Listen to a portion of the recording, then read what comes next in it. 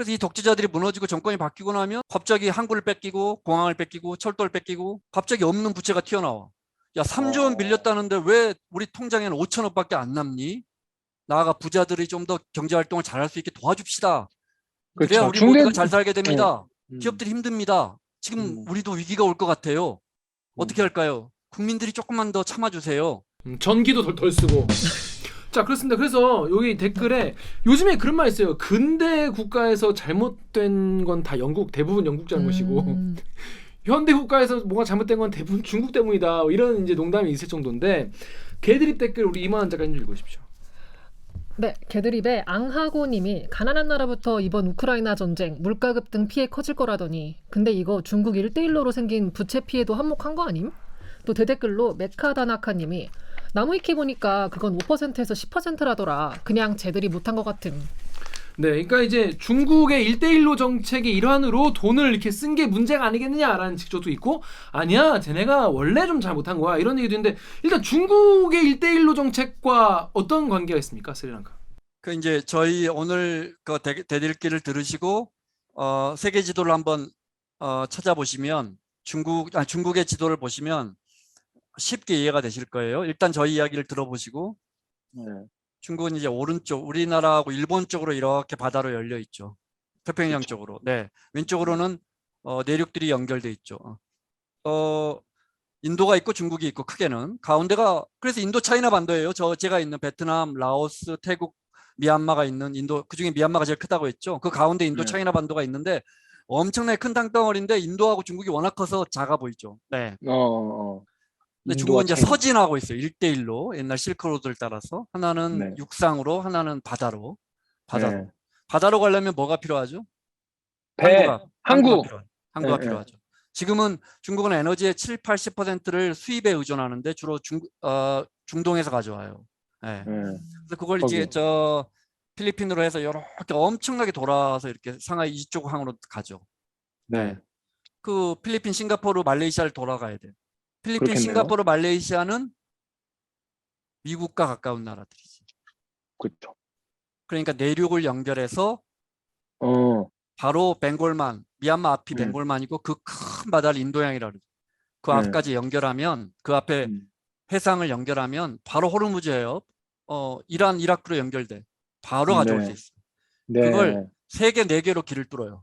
철도도 음. 뚫고 송유관도 뚫고 항구도. 음. 그러면서 파키스탄, 인도, 스리랑카 오늘 스리랑카 이야기하고 있죠. 파키스탄 네. 굉장히 큰 나라예요. 네. 파키스탄 가서 과다르항 같은 거 이제 개발해요. 십수년 음. 전부터. 어. 그것도 빚을 못 갚아서 40년 동안 중국 손에 넘어갔어요. 어. 여기 스리랑카도 한바토타라고 있는데 아까 라자팍사 가문이 중국과 가까웠다 그랬죠. 거기서 네. 돈 가져와서 한바토타항을 개발했어요. 음. 그것도 빚을 못 갚아서 2017년인가 99년 동안 중국한테 운영권이 넘어가요. 음. 미얀마로 가면 또 오른쪽으로 가면 이제 미얀마가 있죠. 네. 미얀마의 짜옥프라는 곳이 있어요. 우린 잘 네. 모르는 곳인데 여기 무려 80억 달러, 10조 원이나 투자하고 있어요. 중국이. 어마어마하게 투자해서 거기서부터 이미 쿤밍 중국까지는 송유관이 놔져 있어. 어. 거기서 벵골만에서 나오는 기름과 가스관을 직접 자기 나라로 가져가고 있어. 오늘 또. 그 네. 가스관 누가 지었게? 포스코가 지었어. 가서 보스코. 갑자기 보스코. 대주주도 포스코 인터내셔널이야. 그러니까 니네 우리 가스관 통해서 가져가지 돈 내라. 우리 경제가 이래. 음. 중국도 어마어마하지만 우리 경제도 클래스가. 밥 진짜 클래스가 달라. 정말. 그런데 진짜. 자, 짜옥푸항, 과다르항, 그다음에 스리랑카가 뺏겨버린 한바도타항을 이렇게 지도에서 보고 나면 네. 묶고 나면 그걸 이제 인도양의 진주 목걸이, 뭐 중국의 진주 목걸이 이러는데 목걸이처럼 생겼어. 네. 중국이 서쪽의 항구들을 다 갖게 돼버린 거야. 네. 심지어 네. 철길을 연결해. 철길도. 송유관만 연장하는 거야. 그래서 지금 벌써 그게 비엔티엔 라오스 수도까지 왔어. 네. 이게 이제 2028년이면 원래는 2024년이었는데 태국 끝까지 가. 태국 네. 밑은 말레이시아야. 말레이시아 네. 끝까지 가. 그럼 네. 거기 싱가포르가 있어. 예. 그 돈을 중국이 니네 돈 없잖아. 예. 우리가 한 70% 대줄게. 니네 천천히 갚어. 거기 해주면 그 철길 나고 도로 생기면 또 거기서 벌어서 갚어. 그 이제 라오스 같은 나라는 그렇게 해서 지분도 뺏기고 많이 뺏겼지. 그러니까 제가 지금 얘기를 듣다가 이해 안 되는 게 중국 사실 자기들 좋자고 짓는 거 아니겠습니까? 근데 그걸 왜 빌려준다고 표현하는 거죠? 아니 남의 나라 땅에 항구 짓고 철도 짓는데 아, 인프라를 만들어주는 거니까 서로 좋자고 하는 거지. 서로 좋자고 하는 거니까 조금 싸게는 해주는 거 정도겠네요. 그런데 이제 이걸 깨달은 게 이제 1대1로가 된 게 벌써 20년 다 돼가는데 한 10년 전에 인도네시아 마하티르 총리 같은 사람들이 깨달은 거야. 이것 봐라. 지금 이제 김 기자가 지적한 예. 돈 빌려준다더니 우리는 별로 이자 내고 나면 좋을 게 없겠는데 이게 철도 네. 놔준다니까 좋아했는데 이렇게 되는 거지. 그러니까 이제 벤토를 마하티르가- 때려보면 예, 안 되는 그렇지. 거예요. 마하티르 같은 이제 엄청난 지도자들이 우리는 안 할게 이렇게 발로 차버려. 아, 오. 근데 이거 그런- 거긴 돈도 좀 있잖아. 네, 그죠. 근데 이제 태국 같은 나라도 그때 야 감사합니다. 그러면 땡큐. 알았어 우리가 짓긴 지을 텐데 좀 생각 좀 해보자. 말레이시아까지 연결되는 건 이제 비엔티안까지는 왔어 철길이 손밍했어. 야 그 생각해 보니까 연결은 해줄게. 근데 우리 돈으로 할게. 태국은 돈 좀 있거든. 태국까지도. 근데 이제 다시 스리랑카로 돌아오면 자 이 형제들이 라자팍사 형제들이 왜 굳이 한반도탕을 개발해서 그 괜히 빚만 지고 그러니까요. 뭐 여러 이유가 있겠지. 한반도탕 근처가 이 라자팍사 형제들 또 그 고향이야 또. 자. 또 뭐 그런 것도 있고. 예. 역시 부동산. 근데 비엔티엔 같은 경우에 중국에서 라오스가 철길을 열어주면 태국과 중국과의 교역이 엄청나니까 그렇죠. 라오스는 가운데서 좋은 거 아닐까? 그렇죠. 나는 라오스 GDP의 35%가 지금 중국 빚인데 예. 그거는 이제 케이스 바이 케이스 같아. 이거는 엄청난 채무에 시달리지만 잘하면 우리 경부고속도로처럼 라오스를 그쵸. 잘 살게 하는, 그치? 예. 근데 스리랑카의 한반도타 같은 그런 게 정말 필요했을까? 중국 돈 빌려서 돈도 없는 나라가. 또 하나 약간 중국이 야 우리 돈을 우리가 좀 싸게 좀 투자를 할 테니까 야 니네 이거 지어지면은 야 니네 항구 있으면은 수출 뭐 수입하기 좋고 뭐 이래저래 좋으니까 이거 좀 싸게 좀 빌려줄 테니까 이걸로 좀 투자해가지고 좀 지어봐라라고 하니까 저희는 마침 돈이 없어서 엄두도 못하고 못 내고 있던 사업인데 감사합니다라고 일단 빌려가지고 짓기 시작했다는 거죠. 근데 생각해보니까 필요한가 이게? 또 물어볼게. 임 작가님 그러면 중국 돈 받아 쓴 나라가 몇 나라나 될 것 같아? 이런 식으로 어려운 질문만 임 작가님한테.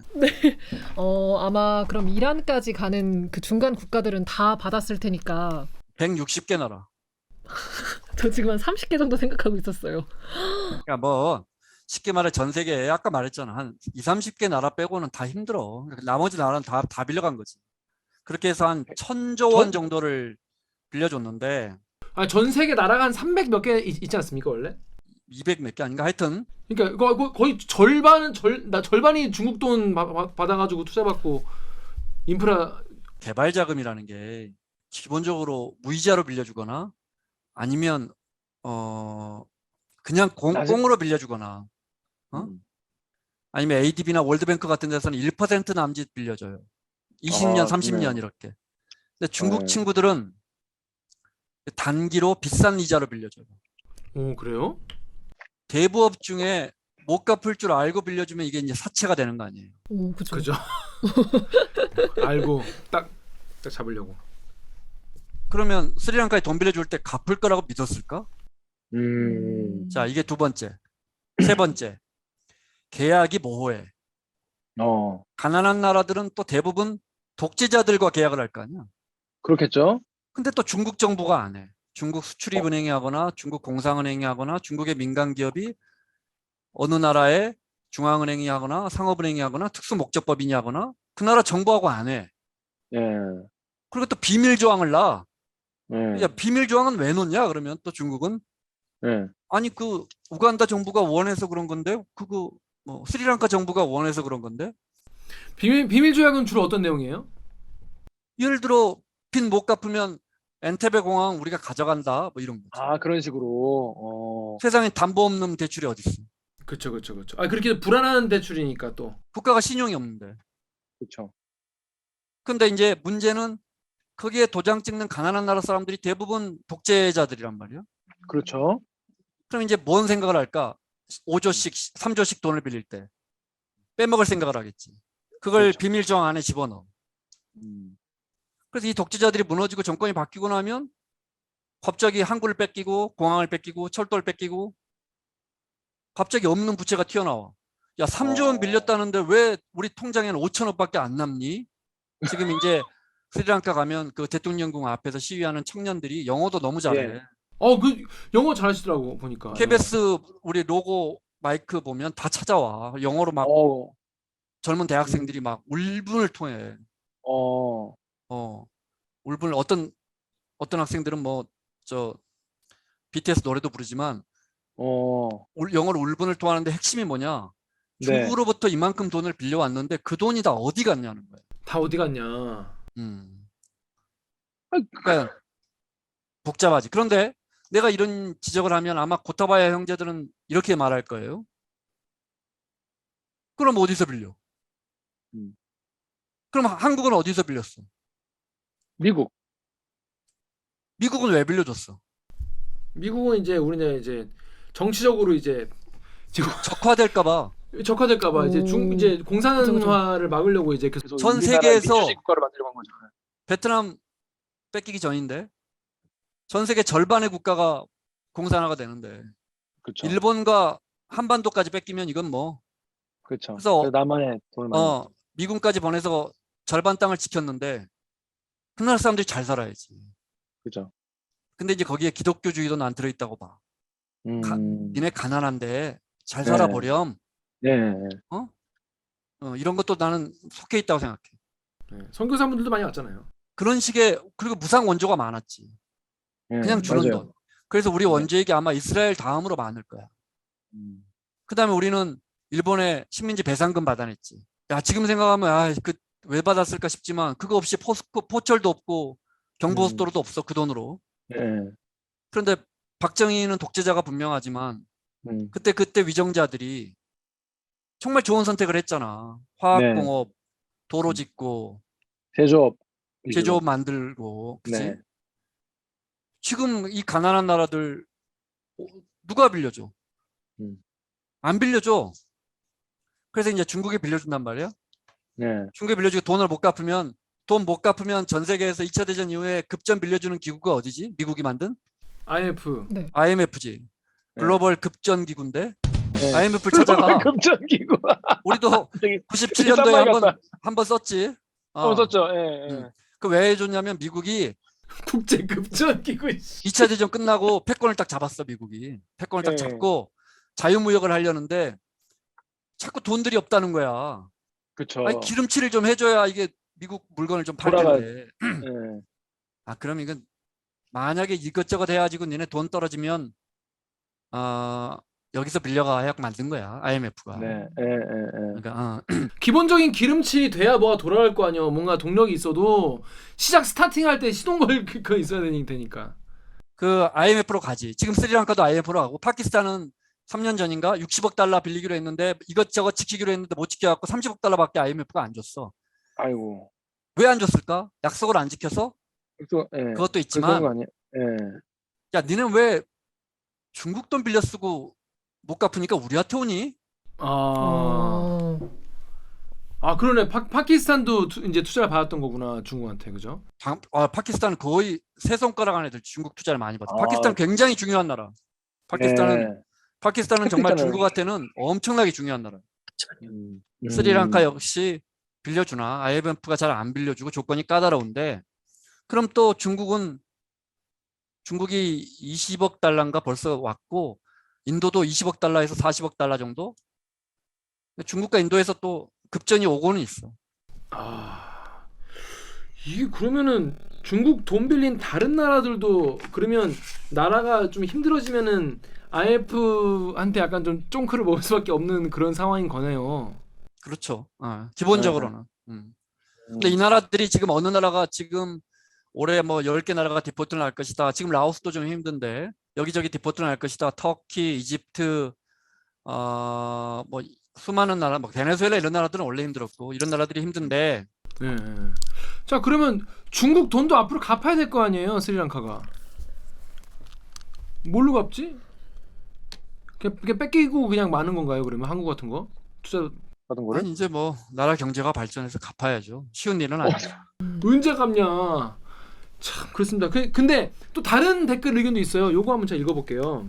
클리앙의 빠이유님이 솔직히 얘기하면은 코로나 때문에 예전에 파산할 거 중국 돈으로 스리랑카 정치인들은 뒷돈 받아 꿀 빨고.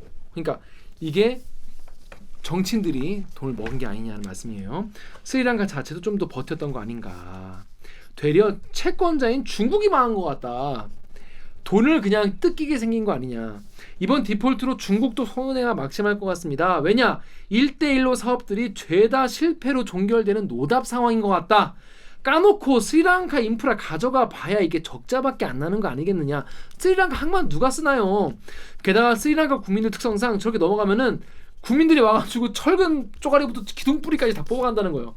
관리가 안 될 수 있다는 거죠. 그러면 중국이 다 적자를 떠안는 거 아니겠습니까? 중국이 국제적 영향력을 높인답시고 언타이드 차관을 돌려막기 하면서 동남아에 돈 뿌린 결과 다 실패가 아니겠냐, 이런 지적이세요. 요건 어떻게 이 지적은 어떻게 보면 좋을까요? 저는 좀 생각이 다르고요. 중국이 네네네. 이 사람들이 돈을 갚을 수 있을 거라고 빌려줬을까? 첫 번째고요. 중국은 전 세계에서 무역 적자가 제일 크게 나는 나라입니다. 쉽게 말해 돈이 남는, 달러가 남는 나라예요. 가장 많이 남는 나라. 달러가 남으면 투자하겠죠. 근데 중국은 중국은 어마어마하게 공급 과잉인 나라예요. 쉽게 말해서 그 돈을 어디론가 써야 돼요. 그걸 가난한 나라에 주면서 영향력을 확대해가는 그게 이제 일개일로예요. 네, 중국은 절대 잃지만 알아요. 얻은 게 더 많을 그렇죠. 거예요. 네. 그렇습니다. 근데 지금 스리랑카가 이제 디폴트를 선언하고 지금 그동안 대통령을 해왔던 사람들이 도망가고 지금 나라가 지금 정말 혼돈 그 자체고 뭐 전기도 왔다 갔다 하고 이런 상황이긴 한데, 자, 스리랑카뿐이 아니다. 지금 엘살바도르, 가나, 이집트, 튀니지 이런 나라들 신흥국들이 다 지금 디폴트 위기에 지금 간당간당하다 이런 얘기가 있어요. 이런 실제로 좀 다른 신흥국들도 굉장히 위험한 상황이라는 지적이 맞나요? 이제 미국이 위기가 오면 미국이나 유럽, 일본이 돈을 풀고 그래서 이제 인플레가 생기면 인플레. 다시 금리를 올리고 돈을 회수하는 과정에서 그 네. 돈의 출렁거림이 과거에 한 100만 원이 출렁거렸다면 지금은 뭐 한 1000억이 출렁거리니까 가난한 나라, 특히 금융이 개방돼 있고 이런 나라들은 그냥 달러 들고 왔던 사람들이 왔다가 그 사람들이 금리 올리네. 금리 올리면 돈이라는 건 이자가 높은 데로 가기 때문에 미국이 금리 올리네 하고 달러 보따리 들고 가버리면 가난한 나라, 이 세상에 한 50개 나라 100개 국가는 하면서 무너져요. 그냥 어디까지 그러니까 이게, 무너지느냐에 문제지. 비단 이게 지금뿐만 아니고. 네.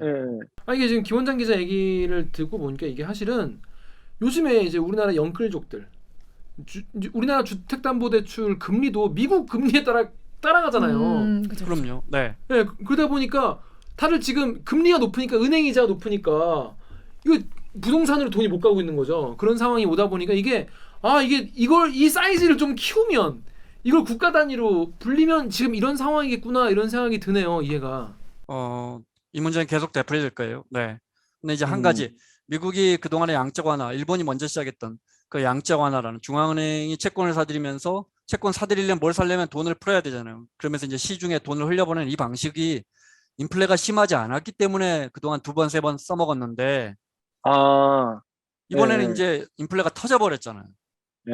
그럼 다음 위기가 오면 쉽게 돈을 못 풀 거란 말이죠. 그렇구나.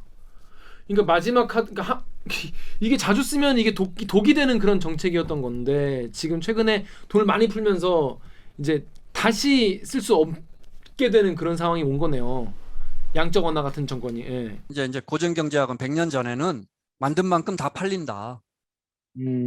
왜냐, 만드는 사람이 이제 뭐 세이의 법칙이라고 하는데, 만드는 사람이 100개를 만들면 100개가 필요 없고 80개만 필요해도 내가 그만큼 팔았잖아.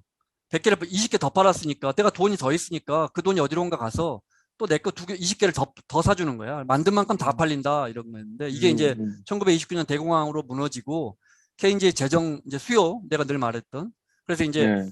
수요를 만들자 해서 정부가 돈을 푸는 방식으로 한 50년 인류가 먹고 살았어. 위기가 오면. 네. 네. 그게 이제 1, 2차 오일 쇼크로 이게 안 먹히고 디플레이션이 네. 찾아오니까 이제 그때 이후에 이제 새롭게 인류가 개발한 지구인들이 개발한 수법이 양적 완화야. 양적 완화. 중앙은행이 돈을 풀자 해서 이걸로 또 한 20년 버텼는데 이제 아, 이게 이제 또 안 먹히는. 이게 또 이제 앞으로 쉽지 않다는 거지. 그렇습니다. 저희 네이버 댓글 이만원 작가 읽어주십시오. 네. 네이버 댓글에 러브님이 코로나 이후 버블이 심한데도 바이든이 막대한 돈을 풀고 세계가 따라하다 후진국이 더 힘들어졌다. 빈곤 국가는 기아 사망자가 더 폭등할 거라는데 이런 현실이 어떻게 왔는지 우리나라가 디폴트에서 얼마나 빗겨 있는지 불안하다라는 댓글이 있었고요. 또 다음 댓글에 대동세상님이 세계 경제를 수렁에 빠뜨리는 자가 누구냐? 미국이 한 번 움직일 때마다 세계 경제가 요동치고 저개발국이 빈곤의 늪에 빠져 굶주림에 시달리고 있다. 우크라 전쟁의 여파는 에너지 파동까지 몰고 와 세계 경제를 더욱 힘들게 하고 있다. 이젠 미국이 기축통화국 지위를 내놓을 때가 되었다. 우리 예전에 IMF 때 자고 일어나면은 기업이 하나 부도나 있고 이런 상황이 있었잖아요. 지금 신흥국들이 지금 이런 위기가 지금 목전에 있다면 정말 단기간 내에 이런 스리랑카 같은 사태가 다른 신흥국, 다른 독재 국가에도 계속 생길 수 있다는 이런 생각이 또 들고 또 전쟁이라는 변수까지 생기지 않았습니까? 더 악화될 것 같네요. 뭐 이제 아무도 모르는 일인데 인플레이션이 이렇게 거셀지 몰랐고 그다음에 인플레이션이 오면 금리를 올리니까 금리를 급격하게 올리면 이렇게 급격하게 올린 적은 없었어요. 이렇게 예. 급격하게 올리면 이제 경기 침체가 올 것이다. 라는 건데 오히려 모든 전문가들이 다 경기 침체에 대한 우려 컨센서스를 내놓다 보니까 전문가들이 또 온다 그러면 안 오더라고. 뭐 기자들도 마찬가지고. 네. 맞아요. 뭐 지켜봐야죠. 하지만 그 소용돌이에 이미 몇 개 나라가 넘어갔고 네. 또 정권도 교체되고 있고 파키스탄도 정권 교체가 됐고 이번에 이제 스리랑카 정권 교체가 됐고 또 한 추가로 몇 개 나라의 디폴트는 피하기 어려운 것 같고 그 소용돌이가 어디에 미칠지 여기서 꼭 나오는 게 이제 우리나라는 괜찮냐인데 100% 그렇죠. 안전한 건 어디 있어요. 네. 그렇지만 네. 미국만 안전하죠. 미국은 아무리 위기가 와도 달러를 무한 발권할 수 있는 나라니까. 그런데 굉장히 튼튼한 경제를 가지고 있고 물론 대비해야죠. 네, 우리 지금 외환 시장도 상당히 어느 정도는 좀 불안해서 1,300원이 뚫렸고. 근데 이제 네. 오히려 이런 마타도 제가 하고 싶은 말은 정반대예요. 이런 상황이 생기면 우리도 위험해.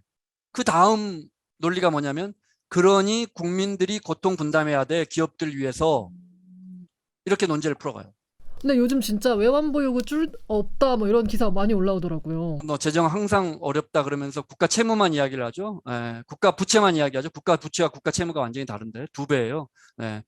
근데 그것만 이야기하지 우리가 순채권 국가, 우리가 어디를 다른 나라한테 받을 게 더 많다는 이야기 그런 건 잘 안 하죠. 네. 근데 이제 물론 대비해야죠. 대비해야죠. 그렇지만 그게 지금까지 늘 되풀이해 온 거 보면 그러니 우리 국민들 조금 더 허리띠 졸라맵시다. 오늘 아침 C일보가 또 그 거대하게 그 기사를 썼던데 네. 국민들 허리띠 졸라면 어떻게 하느냐. 그럼 이제 세금 깎아주고 기업들, 대기업들, 나아가 부자들이 좀 더 경제활동을 잘할 수 있게 도와줍시다. 그래야 그렇죠. 우리 모두가 잘 살게 됩니다. 중대재해처벌법도 이제 뭐 형사처벌 안 하기로 하고. 그런 거 하지 맙시다. 기업들이 힘듭니다. 지금 우리도 위기가 올 것 같아요. 어떻게 할까요? 국민들이 조금만 더 참아주세요. 전기도 덜 쓰고. 네, 그런 전기 쪽으로 흘러가지는 않았으면 좋겠어요. 네. 이게 다 순서가 이제는 좀 다 뭐랄까 알아 이제 그런 게 나올 거라는 게 다 예측이 되기 때문에 그렇습니다. 자 오늘 스리랑카의 그러니까 우리가 뉴스 화면을 보면은 뭔 일이 안 나오다. 그죠. 까지인데 알고 보니 이게 양적 완화와 코로나와 독재와 이런 일들이 굉장히 얽혀서 있었던 사건이고 앞으로도 계속 다른 나라에도 일어날지도 모른다는 그런 이야기. 그리고 우리나라도 이거에 대해서 대비를 해야겠다. 하지만 국민들이 허리띠를 졸라매고 전기를 덜 씁시다. 이런 건 좀 아닌 것 같다. 이런 이야기 정도 되겠습니까? 그렇게 했더니 국민들이 애를 안 낳잖아요. 그러니까 이거는 애를 낳을 수가 없는 국가라고 아니, 삼니까 판단교. 저번에 오셨을 때도 이 얘기로 마무리가 됐던 것 같거든요. 저출산 이야기로. 네네 맞아요. 이제 제가 지금 내일 아침에 그 기사 나갈 건데 이제 더 잘 사는 나라 말고 살기 좋은 나라 만들어야 돼. 맞습니다. 살기 좋은 나라. 우리 윤석열 정부가 살기 좋은 나라로 잘 이끌어 주시기를 기대하겠습니다. 자, 김 원장 기자 그 스리랑카 이 기사 그리고 우리 태국 방콕의 이제 대만 초파파 이야기까지 오늘 오랜만에 모였습니다. 오늘 소감 어떠신지 한 말씀 부탁드리겠습니다. 오늘 늦은 시간까지. 하여튼 뭐 섭외 안 되면 아무 때나 전화해. 알겠습니다. 감사합니다. 이제 많은 분들이 김원장 기자 말씀드리면은 정말 좀 잘 이해가 된다. 설명 너무 잘하신다 말씀드리는데 또 오늘 이야기도 전 사실 스리랑카 관련된 뭐 기사나 뉴스 많이 봤는데 오늘 제일 내가 오늘 뭐 이것저것 이렇게 개인적으로 할 일이 많아가지고 좀 정리를 하고 왔어야 되는데 미안하고 좀 재미없는 부분은 팍팍 잘라버려라. 재미없는 부분은. 알겠습니다. 자, 그럼 저희 구독자 여러분들께 작별 인사 부탁드리겠습니다. 자, 지금까지 방콕이었습니다. 고맙습니다. 네. 고맙습니다. 한배 들어가세요. 자, 이만원 작가님 어떠셨어요? 저는 사실 그 스리랑카 그 자료 화면이 뉴스에서 많이 보였잖아요. 그래서 그냥 전날에 난리 났나 보다. 뭐 정치가 문제인가 보다 했는데 저는 사실 그 정도 마음 준비하고 왔는데 뭐 미국 인플레이션 중국까지 나와가지고 지금 약간 머리가 뭔가 이게 날아갔어요. 그러니까 너무 똑같아서 웃겨서. 그죠? 딱 그래요. 이게 무슨 뭐 화폐 가치가 나오고 이래가지고. 전화 난리 났나. 너무 구리다 우리 너무 수준이. 임 작가는 그래도 네. 나보다 나이도 훨씬 어리고. 그러니까 그렇지 나는 그러면 안 되잖아. 난 그래도 기자인데. 근데 생각 수준이 비슷했어. 영광이에요. 나 부끄럽다. 여러분 솔직히 얘기하시죠. 여러분도 그런 분 많이 계셨죠. 그러니까 스리랑카 뭐 난리 났나 보다. 알고 보니 김 원장 기자가 굉장히 디테일하고 깊이 있게 설명했어. 저는 오늘 굉장히 또 원장 선배랑 얘기를 하고 보면은 눈이 약간 뜬 기분. 한층 똑똑해진 기분. 그 다음날 다시 눈을 감고.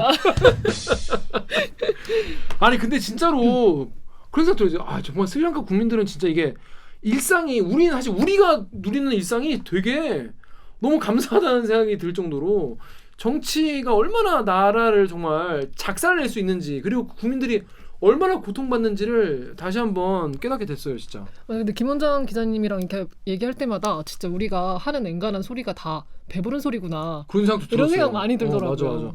아니 그 김원장 기자의 인터뷰를 보면은 이 시위하는 분들이 우리가 전기가 없어가지고 우리가 일상에 어려움을 겪었는데 대통령궁 안에 들어가니까 에어컨이 나오더라는 거예요. 그 인터뷰가 있어요. 나는 그걸 보고 진짜 개빡치겠다 이런 생각이 들긴 들었거든요. 야 근데 진짜 스리랑카도 스리랑카지만은 다른 신흥국들 국민분들도 얼마나 비슷하게 고통을 겪으실까 생각이 그걸 하니까 되게 마음이 좀 아프고 진짜 한편 또 우리가 할 수 있는 일은 무엇일지 별로 없겠지만 걱정이 많이 듭니다. 자, 앞으로도 여러분 저희가 이제 요즘에 뭐 경제 이슈도 경제 이슈지만 이게 다 국제 뉴스이기도 하잖아요. 이런 것이 많이 나오기 때문에 이런 거 있으면은 이제 김 원장 기자 자주 불러가지고 설명을 드리도록 하겠습니다. 자, 그러면 오늘 방송도 참여 방법 알려드리면서 마무리하겠습니다. 네, 댓글 읽어주는 기자들은 매주 수요일과 목요일 유튜브, 팟빵, 아이튠즈, 파티, 네이버 오디오 클립을 통해 업로드됩니다. 대리께서 보고 싶은 기사 혹은 다뤄보고 싶은 기사가 있으시다면은 인스타그램, 유튜브, 팟빵에 쏘시면 저희가 반영을 하겠습니다. 오늘 영상에도 구독과 좋아요 잊지 말고 꾹 눌러주세요. KBS 뉴스 좋았어. 또 만나요. 꼭 안녕. 고생하셨습니다. 네, 고생하셨습니다. 스리랑카 얘기 재밌네. 네, 재밌었어요.